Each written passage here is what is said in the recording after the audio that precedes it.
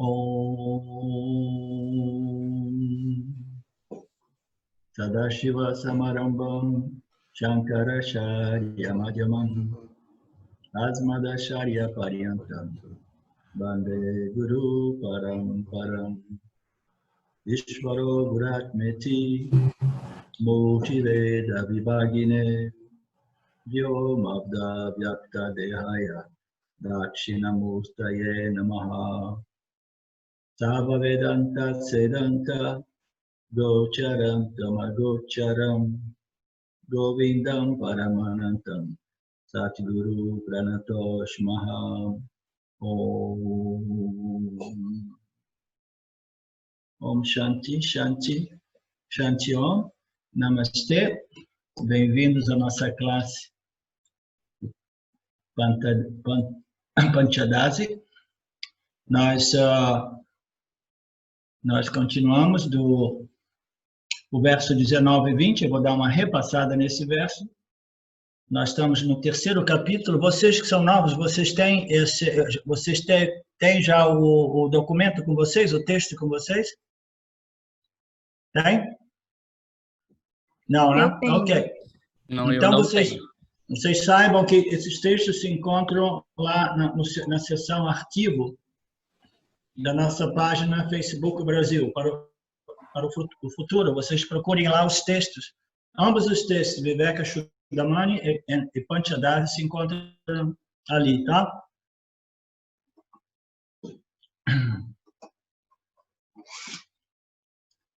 Ok. Capítulo 3, versos 19 e 20 combinados. Como podemos ensinar, né, o Vidyaranya Swami, que foi a pessoa que escreveu esse texto vedântico, que é considerado um dos melhores ou mais bem organizados textos de Vedanta, é considerado um manual de Vedanta, entendeu? Um manual mais moderno, porque foi escrito uns 700 anos atrás.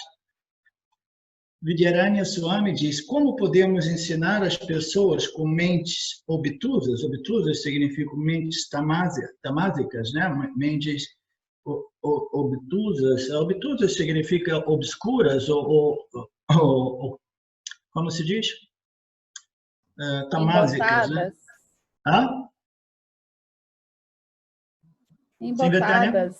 Embotadas, confusas. Embotadas, depressas, mentes deprimidas, apáticas, etc.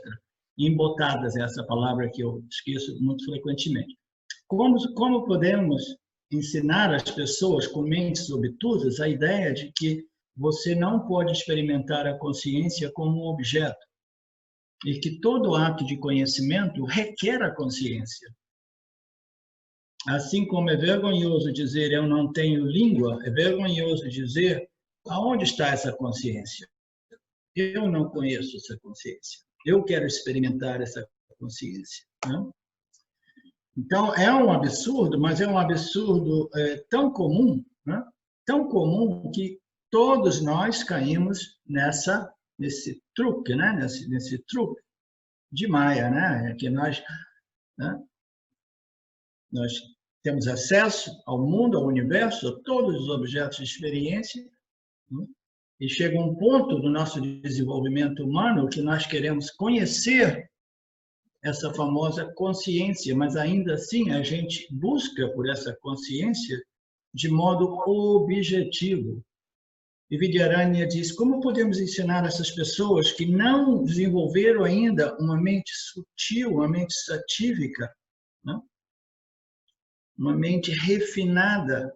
Como podemos ensinar essas pessoas a ideia de que você jamais vai conseguir experimentar a consciência como um objeto, porque você é a consciência? Como é que a gente vai fazer as pessoas compreenderem que o conhecedor não pode se tornar o conhecido? É a coisa mais simples. Vocês já devem ter observado que esses textos mais avançados do Vedanta, eles ficam martelando nessa discriminação, que é a chave, né, do autoconhecimento, é a chave dessa revelação a respeito daquilo que nós somos, né? Mas, ainda assim, a mente precisa estar refinada, muito sutilizada, focada, até que ela veja essa coisa que é mais óbvia e mais simples possível, ainda assim difícil de ser apreendido e retido, né? Assimilado e retido essa compreensão, de modo que a gente não compreenda, aí depois, ok, mas eu quero ter uma experiência que confirme que eu sou a consciência. Tá? Então, como podemos ensinar as pessoas que não estão qualificadas, né, a ideia de que a consciência não é um objeto? Do mesmo modo que ninguém pode dizer que eu não tenho língua, né, que eu sou mudo. Eu não posso dizer, não fale comigo porque eu sou mudo, eu não tenho a condição de comunicação, não tenho essa faculdade de comunicação, porque eu sou mudo. Né? Então, é um absurdo. Mas, do mesmo modo, nós, a consciência, estamos ali iluminando, né, o intelecto, iluminando o campo de experiência desse intelecto. Nós somos o iluminador e nós estamos ali dizendo assim, mas eu quero ver onde é que está essa luz. Onde é que está essa luz? Como é que você vai objetivar a luz se a luz é autoluminosa? Como é que você vai tentar iluminar a luz se a luz é autoluminosa? Portanto, é um absurdo, mas ainda assim é um absurdo extremamente comum, até mesmo entre os buscadores de moksha. As pessoas insistem em querer experimentar e conhecer aquilo que elas são como um objeto, né, de experiência e conhecimento.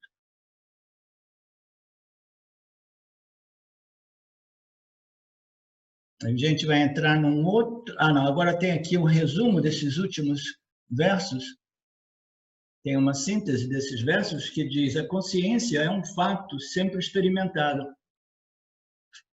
Para aqueles de nós que ainda insistimos de querer experimentar a consciência, né? Vidyaranya diz: a consciência é um fator, ou é um fato, ou é um princípio jamais não experimentado. Você quer experimentar a consciência? Então saiba que você está experimentando a consciência sempre. Né, Luciana? Nós estamos experimentando essa consciência sempre. Mas a gente não pode dizer, mas é aqui, está ali, é isso ou é aquilo. Não. Eu experimento essa consciência como consciência.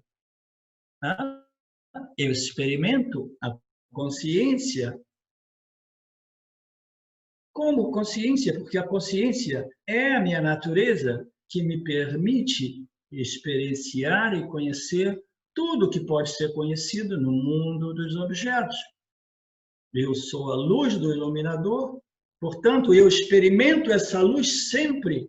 A consciência é esse princípio, essa testemunha consciente, não experiencial, não é a entidade, não é o agente experienciador, é essa testemunha, não agente, essa testemunha como um princípio, consciência, conhecimento, que está sempre presente e pode sempre ser experienciada pelo Jiva. O Jiva pode sempre experimentar essa luz, uma vez que ele compreenda que sem essa luz nenhuma experiência é possível. Toda e qualquer experiência somente é possível porque eu brilho no intelecto desse agente chamado Jiva.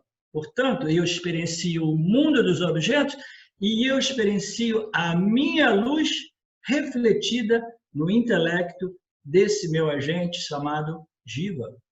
Então, como é que a gente experiencia a consciência?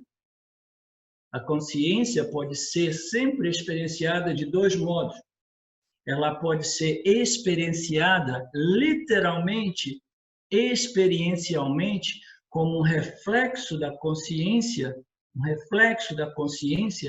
no nosso intelecto, no nosso corpo sutil. Existe um reflexo. Se você for prestar atenção muito cuidadosamente, você percebe que alguma coisa está brilhando, e essa coisa que está brilhando, ela jamais se modifica, ela jamais se alterou, foi sempre o mesmo princípio, consciência, conhecimento, desde o tempo de garotinho, garotinha, até os dias de hoje. A gente sabe que existe essa luz sempre brilhando, sempre refletida no nosso intelecto. Portanto, a gente pode experienciar até mesmo isso. Qual o melhor modo de experienciar a consciência? Se a mente se torna mais tranquila, é por isso que existe tanto fascínio pela meditação, pelo Samadhi Yoga, porque quando a gente vai e controla a mente, no sentido, controla os órgãos sensoriais, controla os pensamentos e começa a desenvolver aquele espaço de intervalo entre um pensamento e outro pensamento, nós estamos desenvolvendo uma mente calma e tranquila, uma mente satívica. Quando a mente é muito calma, existe um reflexo da consciência que é extremamente prazeroso e agradável. Esse reflexo é chamado Ananda, ou Bliss, né? É um estado de peace, de contentamento, de satisfação experiencial. Quem é que está experienciando? O agente Jiva, né? Ele está meditando e está experienciando, né? Então, nós podemos experienciar essa luz da consciência brilhando sempre, até mesmo independentemente do meu estado mental, mesmo que minha mente não esteja tão satívica. Quanto mais satívica, mais fácil é compreender e apreender esse reflexo, ok?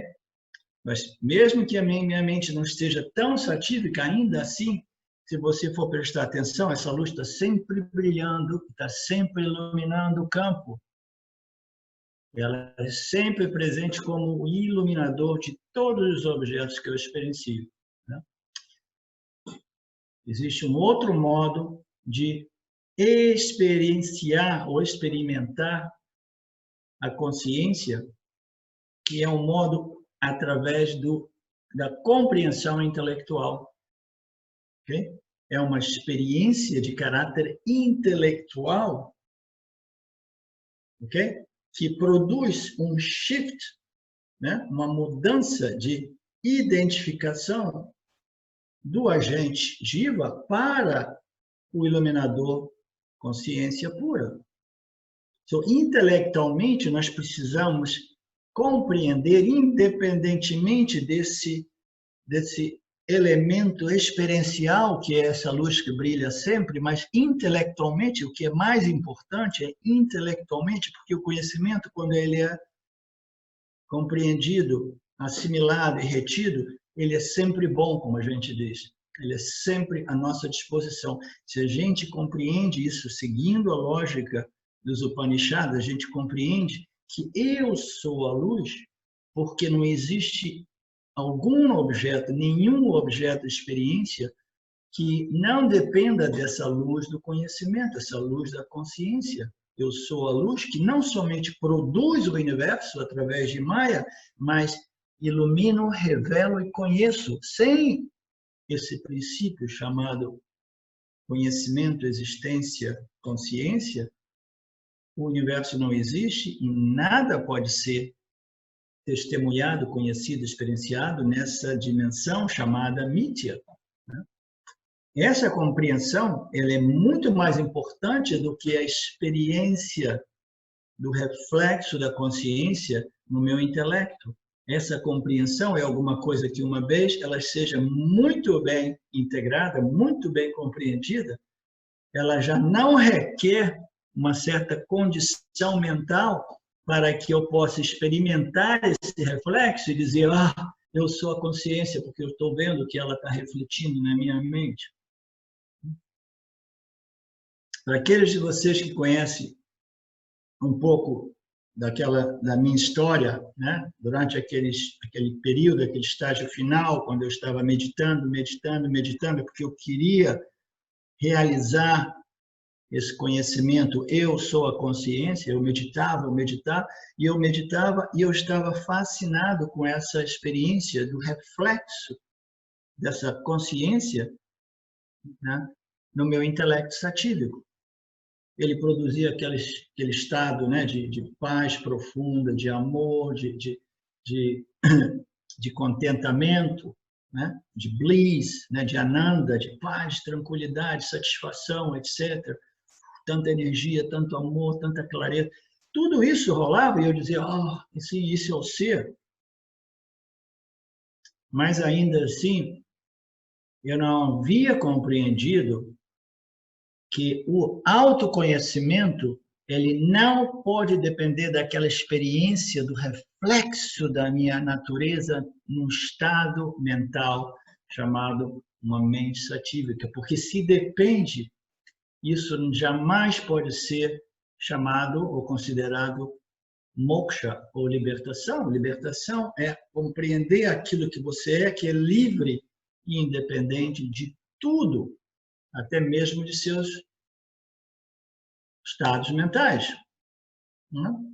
Então, existem dois modos de nós experimentarmos essa consciência. Nós experimentamos, né, através desse aspecto experiencial, literalmente, mas nós experienciamos isso como o quê? Como uma identidade nova, é uma experiência de identidade. Eu compreendi que eu sou a consciência e agora eu me relaciono com o mundo a partir dessa plataforma Aham Brahmasmi. Eu sou a consciência. Eu não sou o agente. E eu não sou o equipamento do agente. Eu não sou os 5 coxas. Eu não sou os 3 corpos. Eu sou essa consciência e essa compreensão clara, firme, é o que realmente liberta. Porque, como eu acabei de dizer, se nós dependermos de uma certa experiência, significa que nós não somos livres e não realmente reconhecemos a nossa real natureza. Ok? Os objetos são experimentados apenas quando há pensamentos correspondentes a eles na mente. Nós experimentamos os objetos somente quando um pensamento ocorre, né? Nós tocamos nesse assunto ontem.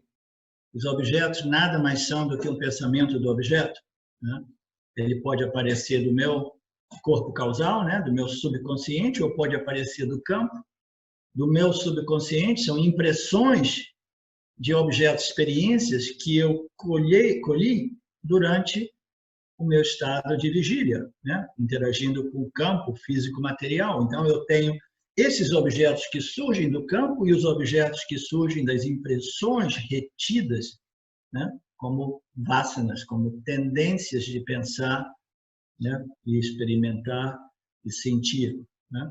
Então, esses objetos são experienciados apenas quando existe um pensamento correspondente a esse objeto. O pensamento original é o pensamento eu sou. Esse é o pensamento original, aquilo que dá origem ao famoso ego, essa identificação com o corpo, né? Ontem nós falamos também sobre isso. Essa identificação com o corpo, ela emerge, ela surge naquela idade entre 2 e 3 anos, quando aquela criancinha que antes era totalmente ingênua, totalmente espontânea, ela não tinha uma sensação de que eu sou o corpo, ela se dá conta que eu sou o corpo, e ali ela começa a desenvolver uma autoimagem, a imagem que ela vai criando dela mesma, associada a esse pensamento eu, o corpo. Então, todos os outros pensamentos vão sendo associados, né, a esse pensamento original eu sou, eu corpo. O pensamento original é o pensamento eu sou. Todos os outros pensamentos, eles são sobrepostos, são associações, pensamentos secundários, né, associados a esse pensamento eu, né, o pensamento eu, o ahamkara, o jiva ego, eu. Sem um pensamento não existe objeto. Quando o pensamento muda, o objeto experimentado muda. Isso é um trick muito fácil, né? Porque se a gente quiser realmente, ontem o Miranda falou sobre isso, existem alguns pensamentos que ficam me aborrecendo, me torturando, me angustiando, né? Então, existe a possibilidade de nós nos tornarmos, de qualquer modo, capazes de gerenciar os nossos pensamentos, de tal modo que a gente, oh, não, Ishwara, por favor, esse pensamento eu não quero mais. Né? A Ishwara, porque Ishwara não é um cara, o Ishwara não é um jiva, Ishwara simplesmente é o sistema, é o facilitador. Eu desenvolvi uma vasana, e essa vasana, ela aparece com essa tendência de pensar esse pensamento. Mas como a natureza humana é sempre natural a gente, né, dar a culpa para o outro, né? A gente diz, pô, Ishwara, esse pensamento de novo? Não. Não, não quero esse pensamento. Então, nós temos a capacidade de dizer, não, não, não, obrigado, Ishwara, eu sei que eu sou responsável, eu cultivei esse pensamento, eu cultivei essa tendência, né? Esse padrão de pensamento, de atitude, de caráter, de personalidade, mas não quero mais, não quero mais. Então, nós temos essa capacidade. Todos os outros pensamentos são sobrepostos no pensamento eu sou. Sem um pensamento não há um objeto. Quando um pensamento muda, o objeto experimentado muda. Né? Eu digo assim, eu não quero mais esse objeto, eu sou pequeno, eu sou feio, eu sou ignorante, eu sou inadequado, insuficiente. Né? Aí você, não, não, não. Cansei desse pensamento, não quero mais. Entendeu? Então, o Vedanta oferece uma outra ferramenta quando o pensamento muda, a nossa experiência muda. Então, se eu tenho um pensamento, eu sofria, como alguns de vocês devem ter ouvido dizer, quando eu era jovem, eu sofria de pensamentos, entendeu? Autolimitantes, auto-insultantes, entendeu? Complexos de inferioridade, baixa autoestima. Né? Eu sei o que é isso, porque eu passei por tudo isso. Eu passei por não por todo tipo de sofrimento, mas eu tive muito karma, eu passei por muito sofrimento psicológico. Né? Então, eu sei o que é e a possibilidade de a gente reformular o nosso corpo de vasanas, entendeu? E dizer não. E o Vedanta apresenta essa ferramenta que é the opposite thought. Se você tem um pensamento que diz eu sou pequeno, sou incompleto, sou inadequado, sou feio, sou burro, eu simplesmente aplico o pensamento oposto. Né? Ah, mas isso é falsidade. Não, não é falsidade. Você de novo pensar que eu sou incompleto, insuficiente, inadequado, inferior, é falso, é uma afirmação falsa.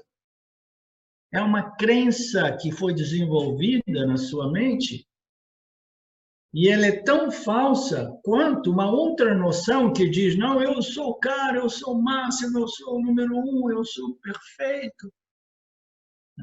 Mas, pelo menos, esse outro pensamento vai neutralizar aquele pensamento negativo e vai criar uma situação que é muito mais favorável ao nosso desenvolvimento espiritual.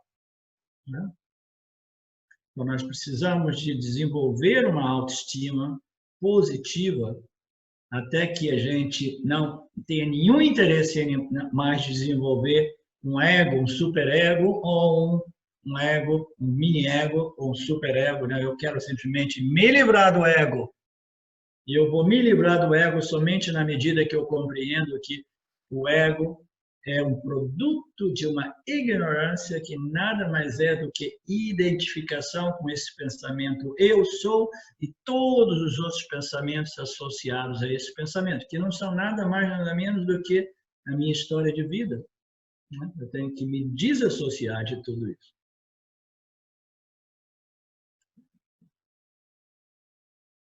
Em cada experiência objetiva, experimentamos três coisas: o sujeito, que é a consciência, o pensamento eu e o pensamento referente ao objeto experimentado, o objeto dependente do pensamento. Então, nós temos três princípios: a consciência, a luz que ilumina e revela o pensamento, né? E isso depende do ego, do intelecto, do jiva, que diz eu, agente. Eu sou a entidade que experiencia e conhece, e não existe nada nesse mundo que possa ser conhecido, experienciado, sem a minha participação. Tudo depende desse agente em termos de conhecimento e experiência. Então, nós temos o eu, pensamento, o eu sou, o pensamento referente aos objetos, e a experiência só ocorre porque existe um princípio livre e independente do agente e dos pensamentos posteriores que ocorrem nesse pensamento eu sou. Existe esse princípio, né, livre e independente, chamado a consciência, ou em outras palavras, o sujeito absoluto, o sujeito real. Né? Se digo que estou experimentando algo, isso significa que estou consciente do objeto. Eu estou experienciando um objeto. Isso significa que eu sou consciente de um objeto. A consciência não é evidente por quê? Porque o pensamento que está criando o objeto, tipo que obscura a consciência.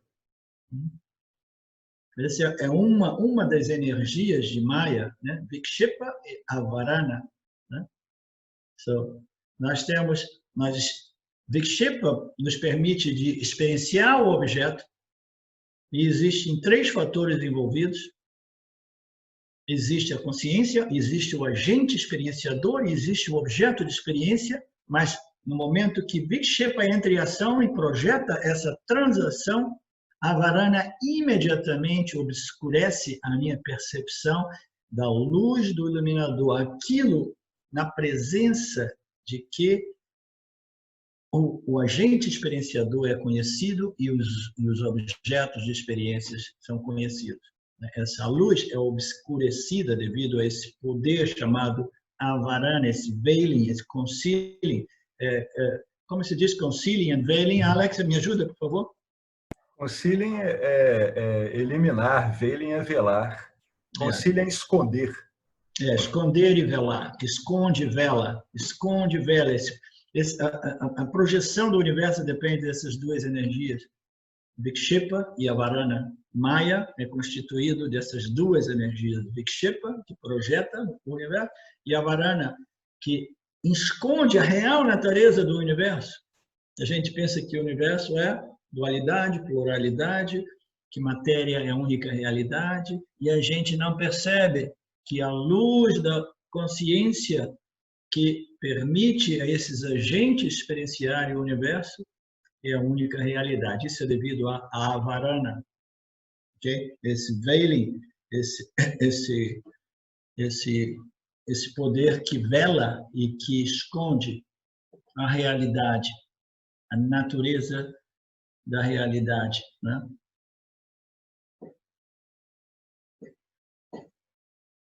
A consciência não é evidente porque o pensamento que está criando o objeto obscurece aparentemente a consciência.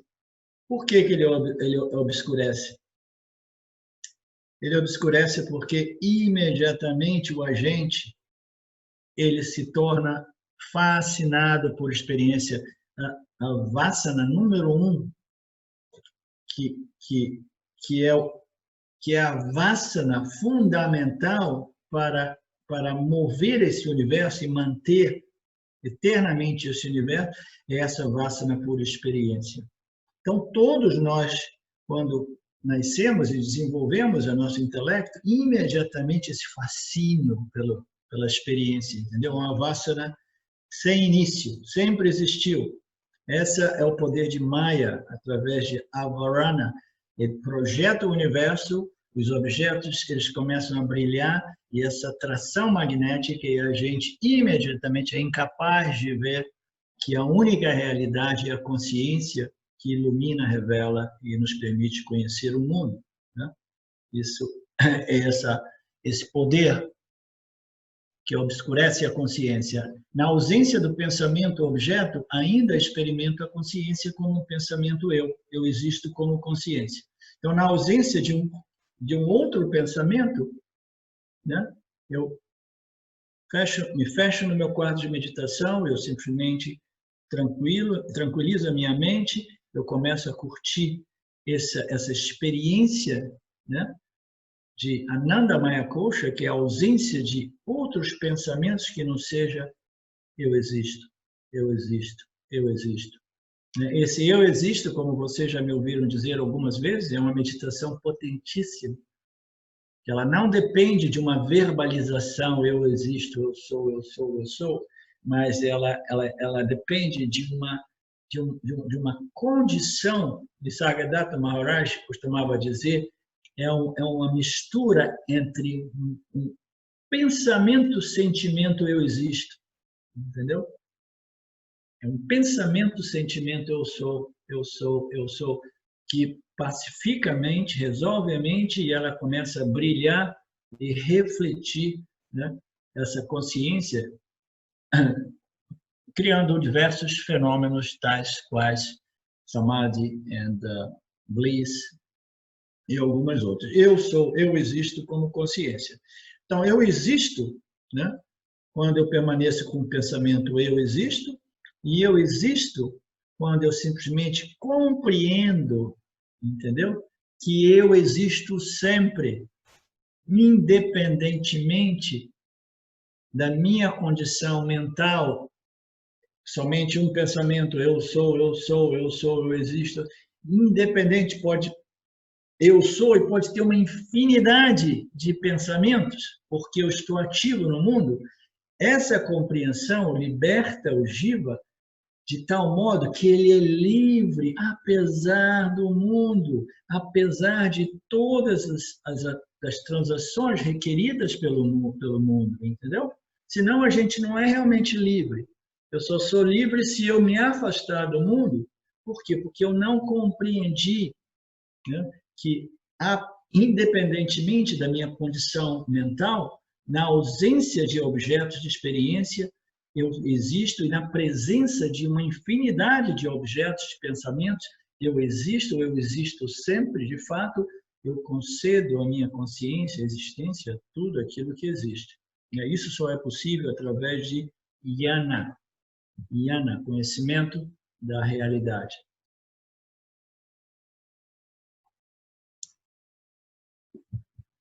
Eu existo como consciência. Ok, verso 21, 22, combinados? Alguém tem alguma dúvida até agora? Professor? Sim, quem falou? Luciano. Oi, Luciano. Aqui no texto, nessa parte do resumo, ele fala que a consciência é um fato sempre experienciado. Aí, posteriormente, a gente vê que o pensamento que é criado, ele obscurece aparentemente a consciência. Isso para mim fica um pouco confuso no sentido de que a consciência estando sempre presente, ou não ausente, né? Com pensamento ou sem pensamento, sim, ali a consciência está. Ou ali eu estou. Né? Sim. Independente desse velar do pensamento, ainda assim eu estou ali. Sim. Então, fica um pouco confusa essa questão de um objeto, seja ele qual for, um pensamento, obscurecer aquilo que eu sou. Sim, sim, sim. Na verdade, essa obscuração não é causada pelo objeto, muito embora o verso, o texto ali diga aquilo, aquele summary, aquela síntese diga isso. O que obscura realmente essa nossa capacidade de reconhecer a luz do iluminador, que é a minha natureza, entendeu? É um poder inerente a Maya chamado Avarana, entendeu? So, Avarana é um poder que opera em todos os indivíduos, em todos os agentes conhecedores e experienciadores, entendeu? Existem milhares de pessoas no mundo espiritual tentando, procurando, trabalhando, né, se esforçando para reconhecer a sua real natureza e identidade como consciência, e ainda assim, não todos, poucos chegam ao Vedanta e poucos obtêm essa clareza, essa certeza, essa convicção de compreensão, entendeu? Por quê? Porque, às vezes, muito embora nós tenhamos essa compreensão intelectual clara, ainda assim, essa ignorância, essa varana que existe né, eternamente, beginningless, sem início, entendeu? Ela permanece no corpo causal como vasanas que vão ficar, o quê? Vão ficar desafiando, obstaculizando, dizendo, não, não é possível, entendeu? O mundo é maravilhoso, os objetos são reais e a solução é realmente eles, eu preciso disso e daquilo, entendeu? Então, esse poder de projetar valor e de velar a nossa capacidade de compreender que o único valor é na luz do iluminador, porque é o único princípio livre, independente e não limitado. Né? Então, essa dificuldade de compreender, até mesmo do ponto de vista experiencial.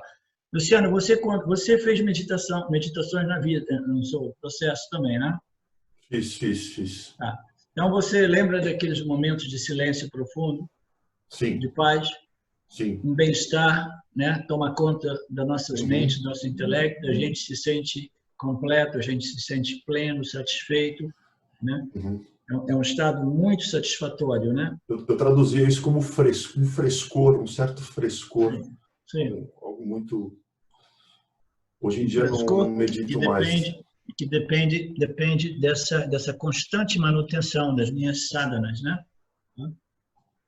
Então, naqueles momentos, se você tivesse conhecido já o Vedanta durante aquele período, você teria sido capaz de notar, observar que aquele frescor, aquele bem-estar, entendeu?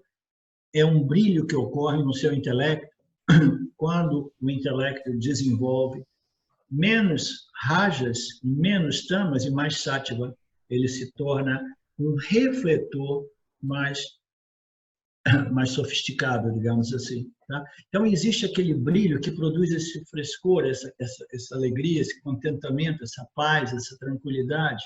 Ok? So, isso é o aspecto experiencial, né? Que a gente diz, não, a consciência ela é experienciada sempre. Ok? E ela é experienciada mais facilmente no início quando a gente medita. Por quê? Porque aí a gente diz, agora eu percebo a consciência. Por quê?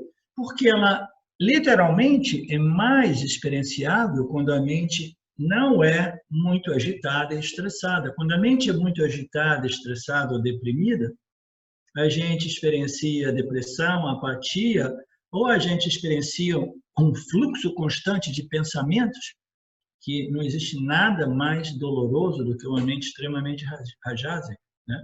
Então, a gente fica preso naquele aspecto da sensação, daquela experiência rajásica, ou as sensações daquela mente tamásica, entendeu? De depressão, de apatia, de desânimo, né? E a gente, naturalmente, a gente não tem quase que nenhuma condição de perceber que, apesar da minha condição mental, existe essa consciência que está brilhando no meu intelecto, produzindo um pensamento, estresse, ou isso ou aquilo, aflição, ansiedade, antecipação, ou aquilo que seja. Ou shanti, shanti, shanti, paz, paz, paz. Ok? Então, experiencialmente, é mais fácil quando a mente é satívica. Nós, do Vedanta, nós dizemos que a coisa mais fundamental para um buscador de moksha é o de cultivar, desenvolver e manter uma maior proporção de sattva guna no intelecto. Por quê? Porque nós precisamos de uma mente mais satívica, de modo a poder ouvir, contemplar, refletir e assimilar esses conhecimentos. A mente precisa ser sutilizada, purificada, refinada, que nada mais é do que mais e mais satívica, de modo que eu possa assimilar esses conhecimentos. Então, no Vedanta nós dizemos é instrumental, é fundamental desenvolvimento, cultivação e desenvolvimento de mais sattva. Por quê? Porque o objetivo do Vedantino é moksha, é compreender a sua natureza. Não é experimentar o barato do reflexo da consciência, entendeu? Mas no mundo do yoga, onde as pessoas pensam que a iluminação seja uma experiência, entendeu? Então é mais ainda né? As pessoas ficam amarradas nisso, mas é fundamental, mais ainda fundamental, que a mente seja satívica, de modo que a pessoa possa experienciar um pouco de bem-estar, que nada mais é do que esse brilho, né? Essa paz que a gente encontra em qualquer tipo de satsangs.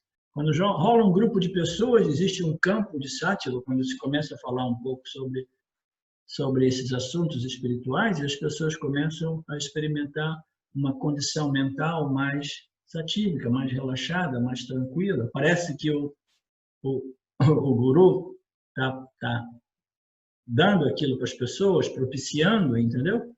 Mas não, é simplesmente o field, o campo que é gerado naquele ambiente. Okay?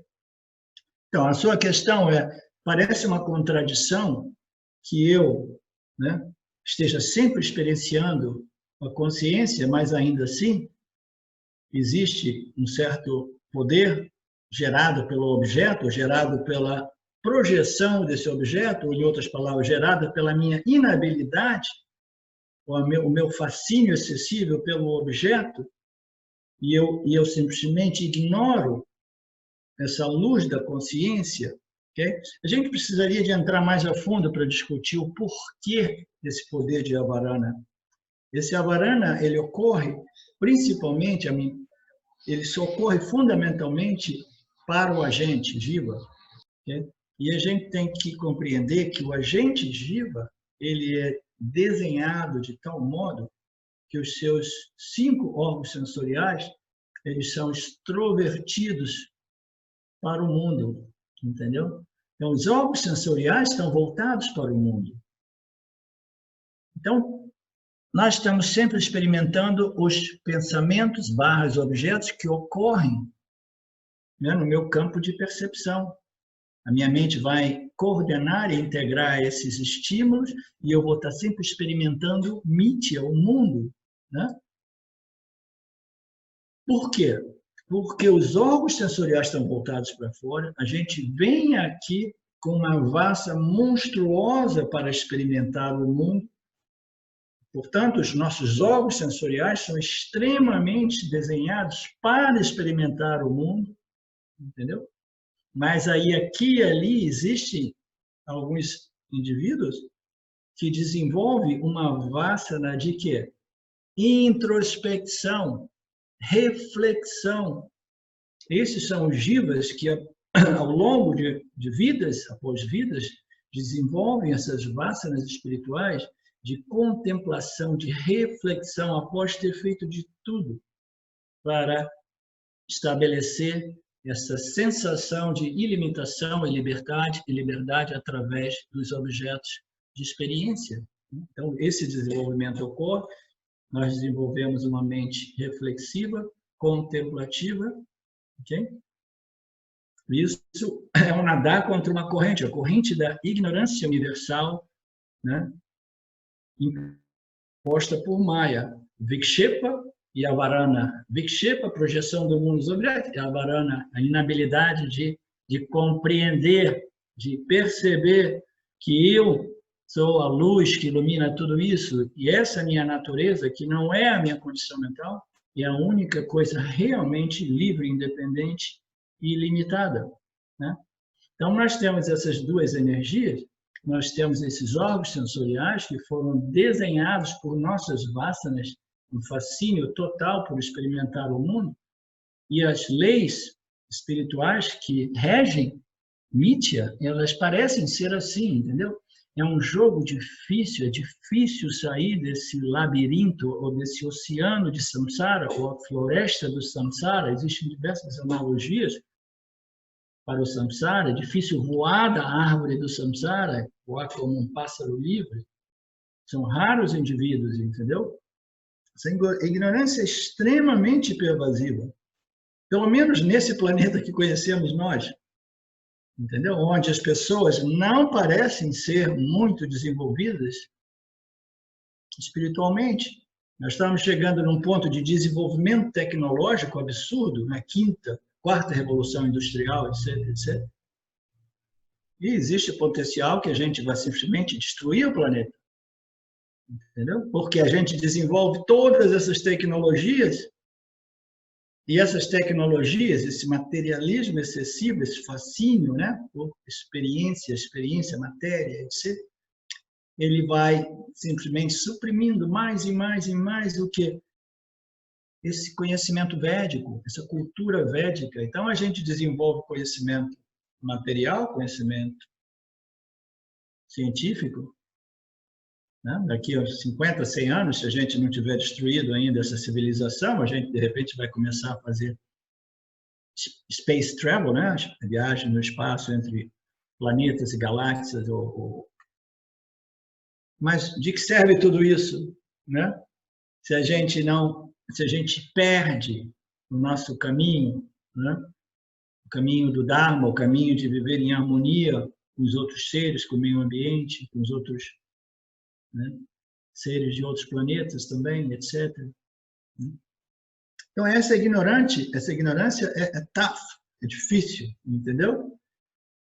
Mas o ponto aqui é que nós estamos literalmente experienciando, se a gente tiver uma mente sensível e sutil, refinada, para perceber que a mente é o brilho da consciência e, portanto, eu consigo perceber a variação de intensidade desse brilho dependendo da minha condição mental. Por isso que as pessoas ficam presas no yoga.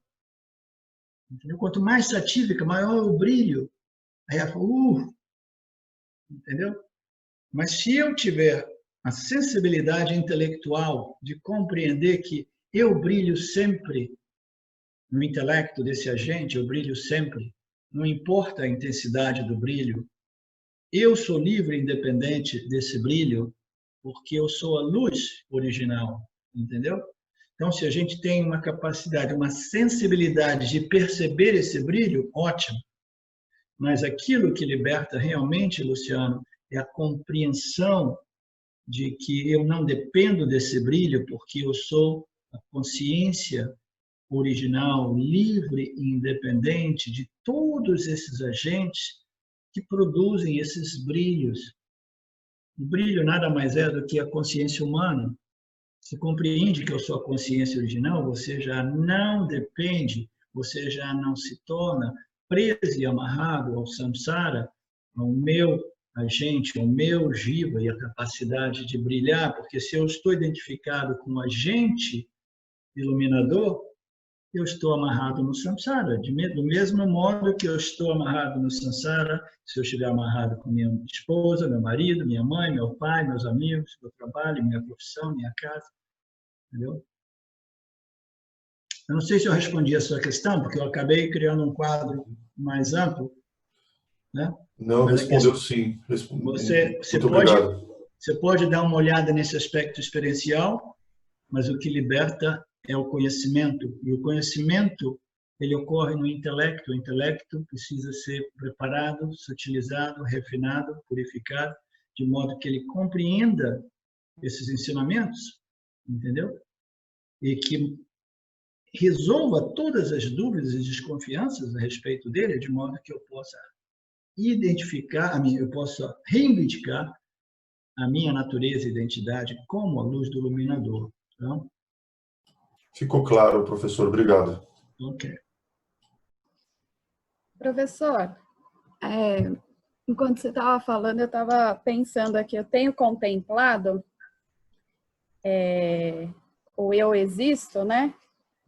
E eu sou consciente e me percebi como identidade, assim, que eu sou o reflexo, o jiva, da consciência. Mas ainda não tenho esse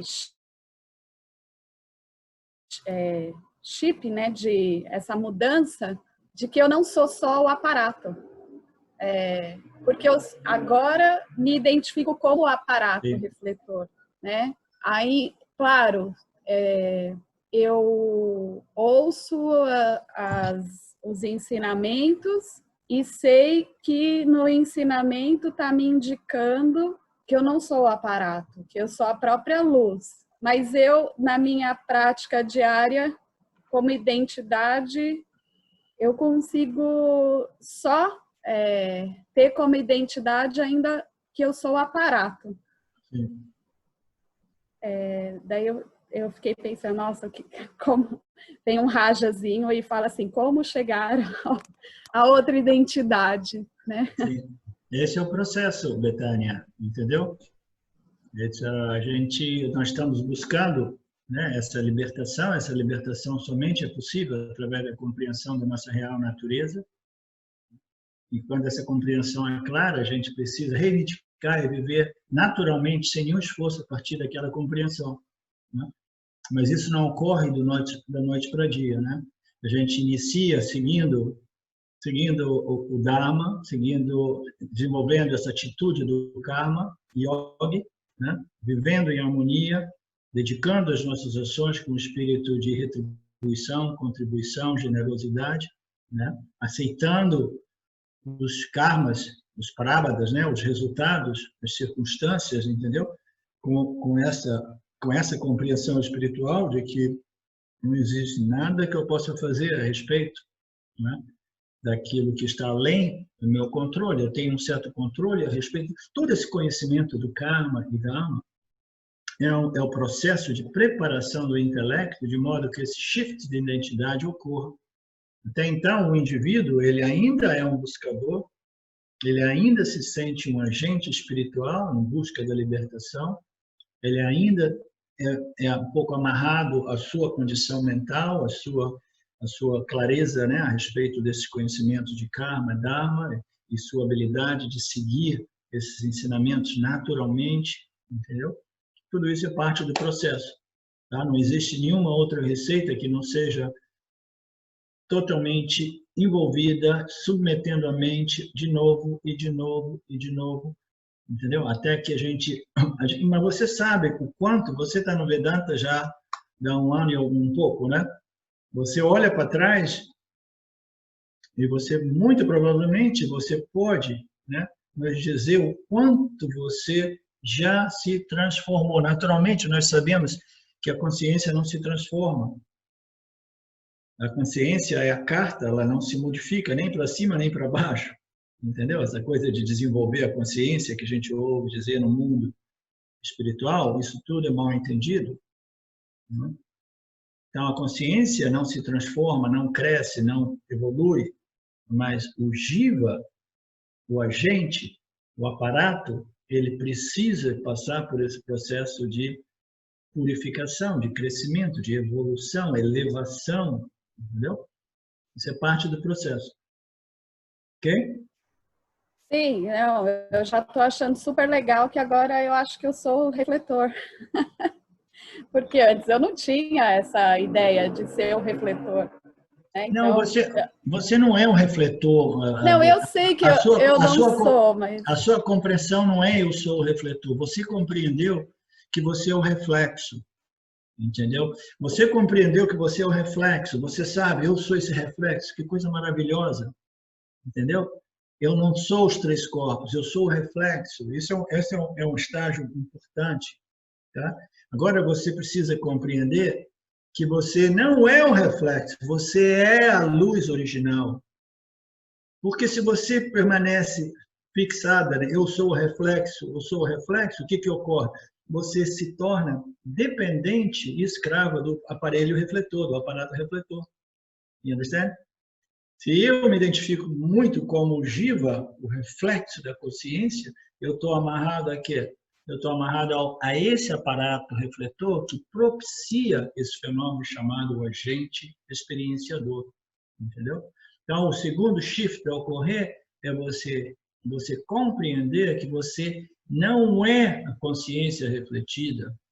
É o jiva compreendendo que o jiva, que a consciência refletiva, em realidade, em sua natureza, em sua essência, é igual à consciência original. Portanto, eu não sou o reflexo, eu sou a consciência original. Aham Brahmasmi significa isso, entendeu? Eu não sou o reflexo, eu compreendi que eu sou o reflexo, e eu sabendo que eu sou o reflexo, eu sei que eu compartilho a mesma natureza com a consciência de Brahman, né? A fonte de toda a consciência e conhecimento. Eu tenho aquilo em comum até que essa compreensão se evolua, se desenvolva ao ponto de eu compreender, oh meu Deus, eu não sou realmente um reflexo, eu sou Brahman, Aham Brahmasmi, understand? Você é aquilo significa assim, o reflexo da consciência é a consciência. Isso é quando o Jiva se toca que o Jiva não é realmente o Jiva, entendeu? Ele aparece como o Jiva, mas ele é a consciência.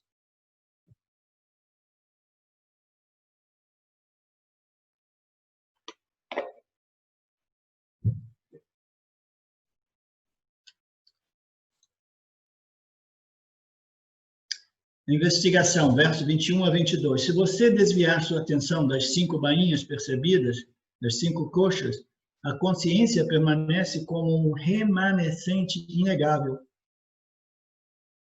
Não se trata de não existência.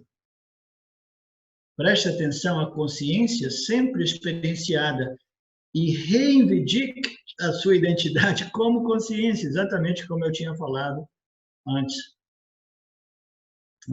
Veja bem esse verso. Se você desviar sua atenção, o que significa desviar sua atenção? A gente não pode viver no mundo sem manter a nossa atenção, né, no mundo dos objetos, porque nós estamos transacionando em Nitya, mundo dos objetos. Então, a gente precisa manter a nossa atenção, né, nos objetos. Mas, ainda assim, a gente sabe que uma infinidade de objetos, alguns dos objetos vão chamar a minha atenção, e eu mantenho a minha atenção naquele objeto, porque eu quero transacionar com aquilo que eu quero, não com aquilo que eu não tenho interesse. Não? Então, eu estou transacionando e eu mantenho a minha atenção no nível dessas experiências, através desses 5 coxas. Né?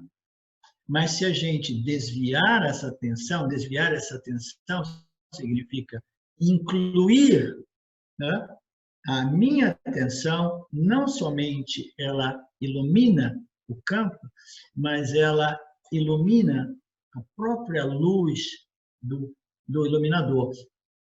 Em outras palavras, a minha atenção, ela reconhece os objetos do campo, mas ela reconhece primariamente a luz do iluminador, do princípio iluminador. A minha atenção, ela permanece, né? A menos que eu esteja totalmente livre de transações com o mundo, e eu possa me fechar no meu quarto e simplesmente fechar os meus olhos, né? Eu não tenho nenhum objeto que eu precise, né, transacionar, a minha mente ela vai se esclarecendo, se resolvendo, se pacificando, né? Aí eu vou desviar a minha atenção de qualquer pensamento que ocorra e eu vou permanecer mantendo a minha atenção em quê? Na consciência, porque a consciência permanece como um remanescente inegável. Consciência é aquilo, né? É aquilo na presença de que as coisas são reconhecidas, são, né, experienciadas, reveladas. Então, essa consciência é um princípio que permanece como um remanescente inegável. É sempre presente, como nós dizemos. Então, a gente desviar a atenção dos níveis das nossas experiências através dos 5 coxas, qualquer que sejam nossas experiências, desviar significa simplesmente você integra, traz a sua atenção não somente àquilo que existe no mundo, né, perceptivo de Nitya, mas inclua no seu campo de percepção a luz do iluminador. Né? Porque se a gente for levar ao pé da letra, a gente vai dizer, desvia sua atenção, aí nós entramos no campo do Vedanta, e a minha insistência é que nós precisamos entrar no campo do Yoga, e a minha insistência é que a gente deva permanecer no campo do Jnana, da compreensão, do conhecimento. Então, o meu conhecimento, a minha compreensão me permite perceber o mundo dos objetos, porque esse é uma função que ocorre através dos órgãos sensoriais. Eu percebo o mundo, mas eu não desconto Eu não nego, eu continuo percebendo, realizando, incluindo essa consciência que permanece sempre na presença ou na ausência das 5 bainhas, das 5 coxas, qualquer que sejam as nossas experiências. Essa consciência, ela é um remanescente inegável. Não se trata de não existência. Então, essa consciência seria a não existência? Não. Não se trata de uma não existência. Não existe não existência, né? Diversas vezes nós abordamos esse ponto. Não existe a não existência. Tudo que existe é existência, né? Ah, não, eu fui num guru alguns anos atrás, lá em Londres, e ele diz que eu não existo, você não existe, nada existe. Não, ele está querendo dizer o quê? Uma linguagem paupérrima, totalmente não sofisticada. Ele está querendo dizer o quê? E esse cara é famoso, não? Ele costumava cobrar 100 euros e tinha sempre uma audiência enorme de pessoas, quase todo dia, lá em algum lugar na Inglaterra. E todo mundo enchia os cofres dele, e tudo que ele dizia era: eu não existo, você não existe, nada existe. Entendeu? Não existe nada que você possa fazer, nada existe. Então, o que ele está querendo dizer aqui? A realidade é a não existência, que é um absurdo monstruoso. Mas o que ele estava querendo dizer, que atraía as pessoas, é que tudo isso que nós percebemos, né, no mundo dos objetos, embora existam, eles não são reais. Mas devido à sua linguagem super, né, precária, ele colocava como: nada existe. Eu não existo, você não existe, o guru não existe, a escritura não existe, o universo não existe, esse planeta não existe. Não. Tudo que existe é a existência. E mesmo que a gente quisesse determinar: não, eu conheço a não existência, eu entrei num espaço, numa condição mental, entendeu? Mística, e lá eu experimentei a não existência. Oh, bravo! Você experimentou a não existência, né? Então, qual seria a nossa questão? A questão vedântica, a objeção vedântica para esse cara. Dizer assim: ok, você experimentou a não existência, né? Mas como pode a não existência ser experimentada sem que um agente existente esteja presente, né? Você existe para determinar e declarar insistentemente: eu não existo. Você existe. Porque senão você jamais poderia declarar: eu não existo, né? Não se trata de não existência, essa consciência. O problema é que essa consciência, que é a nossa natureza, as escrituras dizem, é o mais sutil dos sutis. É tão extremamente sutil, que é muito fácil a gente descontá-la, não percebê-la, entendeu? É muito simples, é muito fácil a gente cair nessa e permanecer conectado com os objetos do mundo. Portanto, preste atenção a essa consciência. Como é que a gente vai prestar atenção? Yana, através da compreensão. Você não vai conseguir prestar atenção e percebê-la através dos 5 órgãos sensoriais. No máximo, você pode percebê-la através de um brilho particular no seu intelecto, quando ele é numa condição mais satívica, mas aquilo também é um objeto de experiência extremamente sutil, né? Refinado. Okay? Preste atenção à consciência, preste atenção através da sua compreensão, porque ela é sempre experimentada, Luciano. Sempre, sempre, sempre. E essa atenção nada mais é do que Yana, compreensão, conhecimento. Só é possível através do Yana.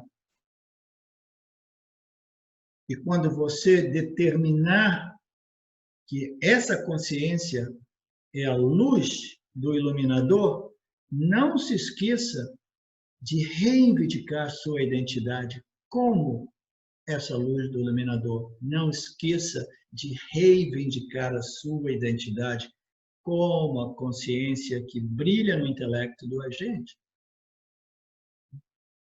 Lindo, maravilhoso esse verso. Vocês não acham? Não é simples.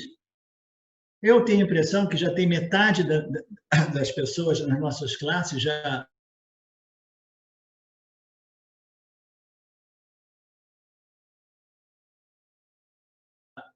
a ficha já caiu já há algum tempo e vocês vêm para essas aulas somente porque vocês desenvolveram uma vasta... O verso 23 a 25. Não pode haver dúvidas de que o ser de uma pessoa existe como consciência. Se não houvesse consciência, quem poderia negar a existência da consciência? Ok, antes nós falamos que não existe a possibilidade de negar a existência.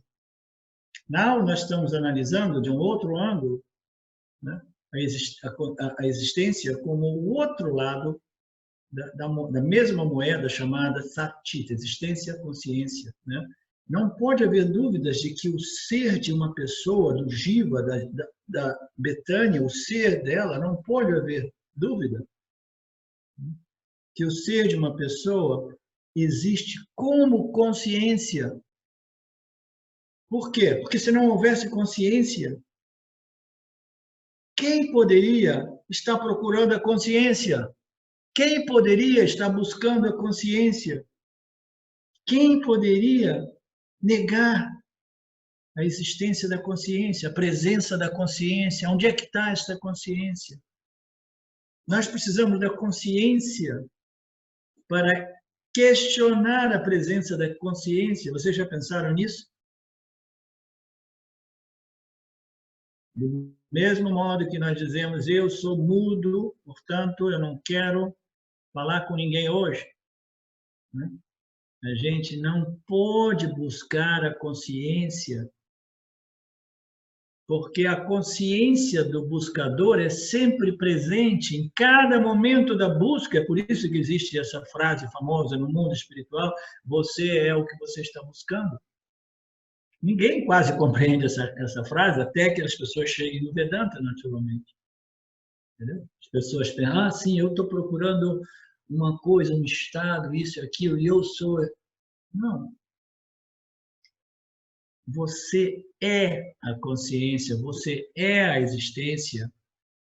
Portanto, você é essa luz, esse poder, né, que permite ao buscador buscar a sua real identidade, mas o buscador jamais pode buscar a sua real identidade, consciência, como consciência, porque ele é a consciência. Mas ainda assim, a busca por moksha é inevitável. Veja bem, existem outros círculos espirituais que dizem que o problema é a busca. Abandonem a busca, porque você já é a consciência, você já é a existência, portanto, abandonem a busca. Não. Eu acho que o Rafael escreveu para mim alguma coisa nesses termos. Eu falei para ele, não, você jamais pode abandonar essa busca.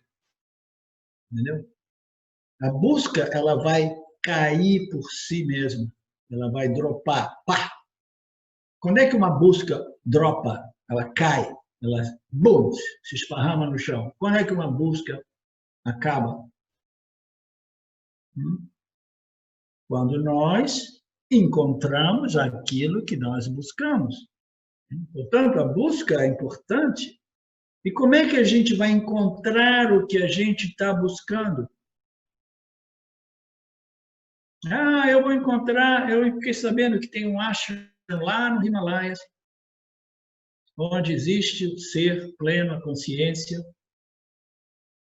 e eu vou lá e eu vou buscar, entendeu? Ou uma caverna em Tiruvannamalai. Então, a gente jamais pode realmente buscar a consciência numa localização específica ou através de uma transmissão de uma outra pessoa para você, porque o buscador já é a consciência. Então, como é que a gente continua fazendo essa busca pelo autoconhecimento. A gente faz essa busca através da constante contemplação nas análises que neutralizam ou cancelam as noções errôneas a respeito da minha real natureza. Eu acredito que eu sou os meus 3 corpos, os meus 5 coxas, os meus estados, que eu sou as minhas associações com as pessoas e os objetos do mundo. Então, eu preciso de contemplar os ensinamentos dos Upanishads, porque ele irá produzir a consciência como? Removendo a noção de que eu não sou a consciência, porque os Upanishads jamais produzirão a consciência do mesmo modo que o sábio jamais poderia produzir o 10º homem. Quando ele falou assim, eu vou produzir o 10º homem, de novo, a gente precisaria de analisar a linguagem do Vedanta, como nós vimos ontem, ela não é literal. A gente precisa compreender o significado implícito daquela afirmação. Eu vou produzir o 10º homem. Eu vou produzir como? Revelando para você que você é a consciência. Eu vou produzir a consciência. Se a gente pensa que a gente vai em alguma escola, em algum guru, em algum círculo espiritual, e que alguém vai nos iluminar com um toque, ou com a Shakti, ou aquilo que seja, entendeu? É pura fantasia, é pura ilusão, é pura infantilidade, entendeu? Somente nós podemos remover as nossas dúvidas a respeito dessas declarações dos Upanishads. O ser, a consciência não pode ser produzida, ela não pode ser transmitida, não pode ser dada para ninguém, porque é a natureza de tudo e de todos. A única solução é compreender o que? I am that, eu sou a consciência, eu sou o Brahman. É o único modo. É isso, esse é o propósito do Vedanta.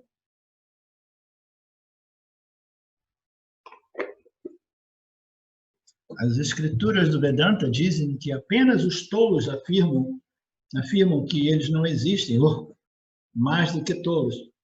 Se você acredita que a consciência não existe, você não existe naturalmente. Você não, a consciência não existe, existe somente matéria. Mas eu sou consciente da matéria, isso é o mundo dos cientistas, né? Eles negam a consciência. Eles dizem, não, a consciência precisa ser objetivada na matéria, como um subproduto da matéria. Né? Então, eles estão negando a luz, né, da consciência que permite toda essa análise, investigação, estudo científico. Né? Se você acredita que a consciência não existe, você não existe. Você não pode ser um objeto de conhecimento, mas você não pode duvidar da sua própria existência. Você não pode ser um objeto. É impossível reduzir o ser, a consciência, a existência a um objeto, mas, por outro lado, mas ainda assim, você não pode duvidar da sua própria existência. Alguém pode duvidar da nossa existência ou da nossa consciência? É isso que o texto está nos conduzindo, a esse ponto. A gente pode ter dúvida a respeito da natureza ilimitada da nossa consciência e existência. Isso a gente pode ter dúvida. Esse é o último aspecto que nos propicia aquilo que é chamado de moksha. Mas a nossa existência e a nossa consciência, eu acho que a maioria de todos nós nesse grupo, nós não temos nenhuma dúvida. A gente não consegue mais duvidar da minha existência e da minha consciência. Como? Eu segui a análise lógica do Vedanta e constatei intelectualmente que é impossível dizer eu não existo e que eu não sou consciente de que eu existo. Não, eu existo e eu sei que eu existo, em outras palavras, eu sou consciente da minha existência, né? E eu existo e eu sou consciente disso. Então, nós sabemos disso. Mas ainda assim, essa consciência e existência jamais pode ser reduzida a um objeto de conhecimento. Ainda assim, eu tenho certeza absoluta, eu não posso duvidar de que eu existo e que eu sou consciente. Então, qual é o nosso problema? O nosso problema é compreender, de novo, a gente entra naquele tópico de ontem, o Vedanta, ele utiliza as palavras para indicar algumas verdades, alguns fatos, né? De modo implícito, não de modo literal. Okay? Quando a gente diz que eu sou Brahman, né? Brahman é existência, consciência infinitamente não limitada. Por quê? Porque a consciência é aquilo que brilha no intelecto de todos os jivas. A existência é aquilo que concede existência a todo o universo, porque existe somente uma existência. Eu sei que eu existo, eu sei que eu sou consciência. Isso é indiscutível. Então, o que falta? Eu não posso duvidar disso. O que falta é compreender que essa existência, que essa consciência que nós somos, onde é que está a Betânia? Essa consciência, essa existência, ela não é o reflexo, ela é a consciência original. Se ela for o reflexo, ela é limitada e dependente do aparato refletor.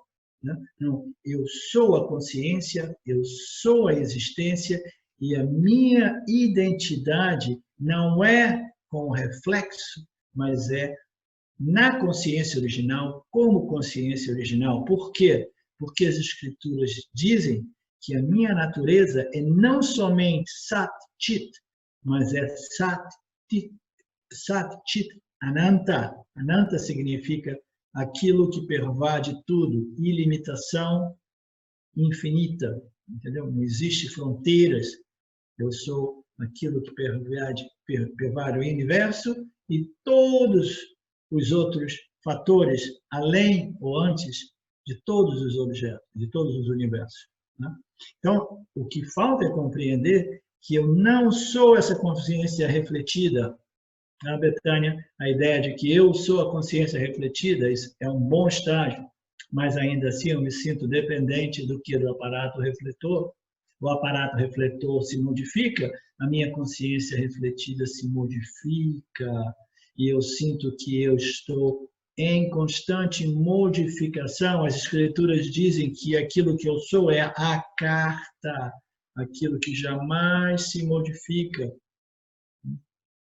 Aquilo que não é dependente, associado a nada, com aquilo qual tudo precisa ser dependente e associado para obter as suas existências. Então, é compreender que a minha natureza é não somente consciência e existência, mas de natureza infinitamente não limitada.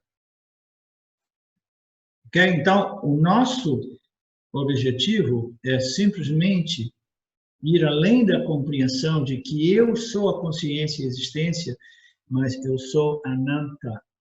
Ananta. E isso é um conhecimento final do Vedanta, né?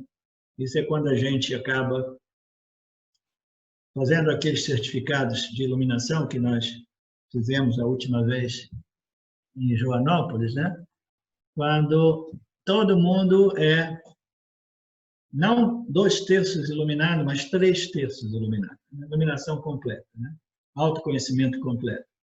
Né? Sat Chit Ananta. Ô, professor, eu não sei se dá para ouvir, porque minha internet ficou ruim agora. É justamente isso que eu estou contemplando, sabe? Que eu sei que eu não sou o aparato refletor, porém, eu me identifico agora com o aparato refletor e eu sei que, por me identificar com o aparato refletor, é o que me limita, né? É esse aqui que traz a limitação, que ainda eu não fiz essa mudança de experiencial, eu vou dizer, tá? É uma mudança experiencial, não é no intelecto que que no Vedanta apresenta tudo isso e eu acredito nisso. Mas, como a minha identidade, acho que eu só posso fazer essa mudança de identidade quando eu não me perceber separada como existência e consciência, né? Porque já me percebo como existência e consciência, mas ainda limitada, porque como aparato. Sim, eu estou tentando te promover, indicando para você, porque essa é a minha suspeita, que você não é realmente identificada com o aparato refletor, você é identificada com o reflexo da consciência, e estou apresentando essa Isso, lógica. com reflexo, não com aparato, com reflexo. Porque você já compreendeu que todos os três aparatos, o causal, o sutil e o físico, são inertes. E você sabe que você é a consciência e existência, você disse mais uma vez, entendeu? Então, você está identificada com o reflexo. Quando a gente permanece identificado com o reflexo, que é o problema da maioria das pessoas no mundo do yoga, o ensinamento de Nisargadatta Maharaj foi um problema, porque ele chamava esse reflexo puro, quando a mente é satírica, de pura consciência. E dizia que aquele era um estágio intermediário, que você tinha que permanecer como pura consciência,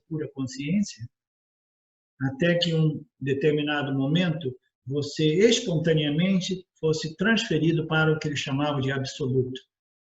Esse absoluto que ele se referia era simplesmente Nirvikalpa Samadhi, entendeu? Então, os ensinamentos dele também eram muito influenciados pelo mundo do yoga, muito embora eles tivessem diversos elementos de jnana também, entendeu?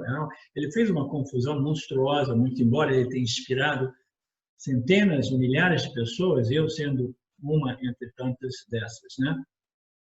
Então, o problema da gente ser o reflexo é o quê?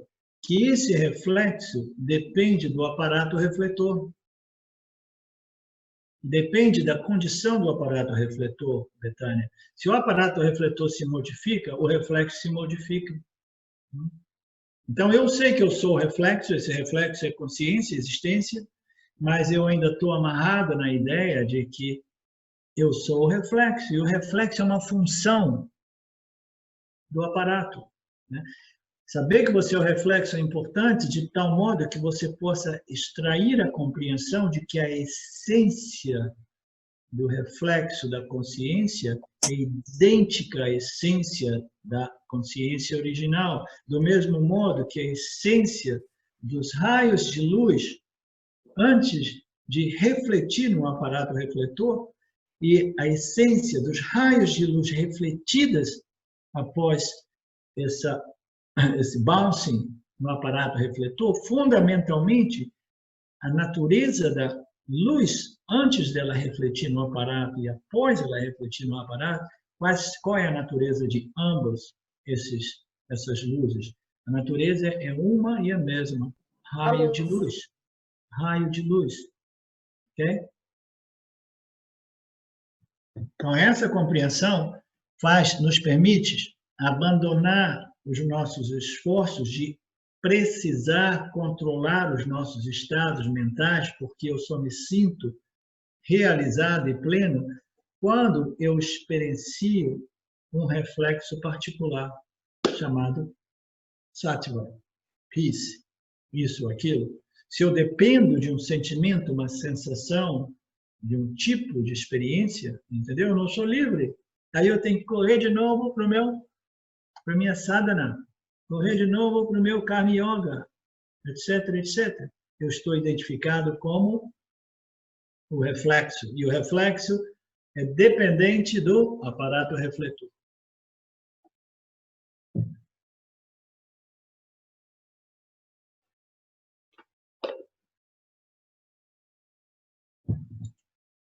Verso 26, se você perguntar o que é o ser, respondemos que o ser não pode ser descrito como sendo isto ou aquilo. Se você perguntar o que era o ser a gente sabe que é a consciência e a existência. Se você perguntar o que era esse ser, veja bem, eu gosto de utilizar essa palavra, ser pleno. Por quê? porque indica esse aspecto da consciência, existência, que é plena. O ser pleno é uma indicação do Ananta, que é um dos aspectos de Satchitananda, né? Existência, consciência e plenitude, né? Se você perguntar o que é esse ser pleno, respondemos que o ser pleno não pode ser descrito como isto ou aquilo, né? Isto e aquilo, né? São descrições de objetos que estão em nossa proximidade ou distantes de nós. Isso ou aquilo, né? Diversas opções. Existe uma infinidade de objetos, mas se você perguntar o que é esse ser pleno, ele jamais pode ser descrito como isso ou aquilo. Portanto, tome-o como sua verdadeira natureza. Ele jamais pode ser indicado como isso ou aquilo, porque ele não é um objeto de conhecimento, não é um objeto de experiência. Portanto, tome-o como sua verdadeira natureza. Aí o verso, Vidyaranya termina esse verso dizendo assim, já que não há outra opção. O que isso significa dizer? Não significa dizer assim, come on, cara, come on. Não existe nenhuma opção. Ou você aceita isso, entendeu? Ou você vai procurar um guru com barba longa e vai sentar e fazer meditação, essas coisas. Não, não existe nenhuma outra opção. Não, não é esse o ponto. O ser pleno não pode ser indicado como um objeto de conhecimento ou experiência. Portanto, assuma-o como a sua real natureza, já que não existe nenhuma outra opção. Existem dois fatores em Nitya operando sempre, dois fatores sempre operando. Um é o sujeito absoluto e o outro são os objetos. Não existe uma terceira categoria. Existem esses dois princípios operando. Objetos e o sujeito absoluto. Entre os objetos, nós precisamos de incluir o quê? O agente é um objeto, né? O intelecto do agente é um objeto que se modifica. A gente pode perceber os nossos estados intelectuais, os nossos estados emocionais, os nossos sentimentos, os nossos pranas, a nossa condição física, os nossos estados mentais, né? De satisfação perfeita, Anandamaya. A gente pode perceber tudo isso é o quê? Isto ou aquilo são objetos. No universo que nós vivemos, nessa realidade aparente chamada Nitya, existem dois fatores sempre em operação. Um é Satya e o outro é Nitya. Satya é o sujeito absoluto e Nitya são os objetos de conhecimento e experiência, ok? Portanto, existem somente duas opções. Duas opções. Onde é que está? O ser não é um objeto que possa ser indicado como isso e aquilo. Portanto, se ele não pode ser indicado como um objeto, assuma como a sua natureza, porque não existe nenhuma outra opção, não existe uma terceira opção, existe somente o sujeito e os objetos. Entende? Compreenda que o ser não é um objeto. Compreenda que o ser é o sujeito e reivindique a sua real natureza como o sujeito, não como o objeto jiva, o agente, experienciador, conhecedor. Assuma, reivindique e assuma a sua real identidade como o sujeito, já que não existe uma outra opção.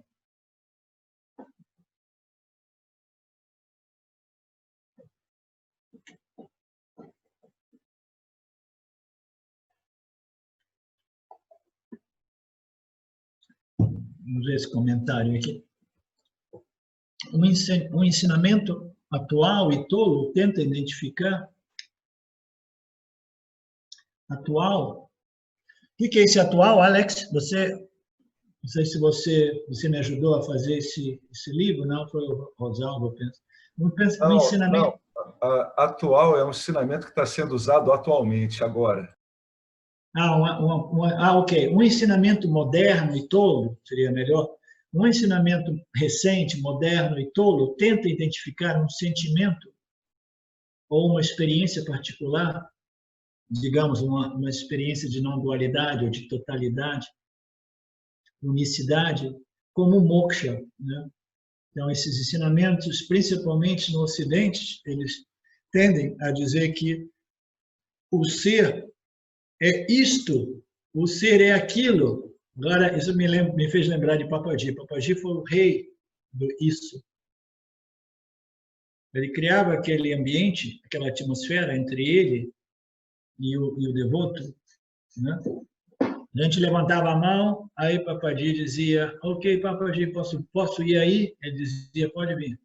De vez em quando ele ignorava, mas quase sempre ele dizia, pode vir. Aí você ia lá tremendo de medo, né? Sentava assim, em frente a ele, aí todo mundo sentava lá dizendo, querendo um pensamento na cabeça, por favor, me ilumine agora. Todo mundo. E a maioria das pessoas não tinha nem pergunta, porque não existia o Vedanta, não existia um ensinamento realmente, era tudo experiencial, era Shakti, era energia, entendeu? Com alguns apontamentos, né?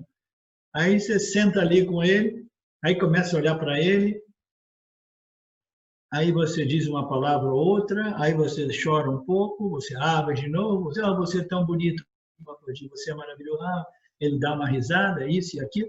Aí daqui a pouco, depois de 5 minutos, a pessoa entra num estado mental de satisfação e paz e contentamento.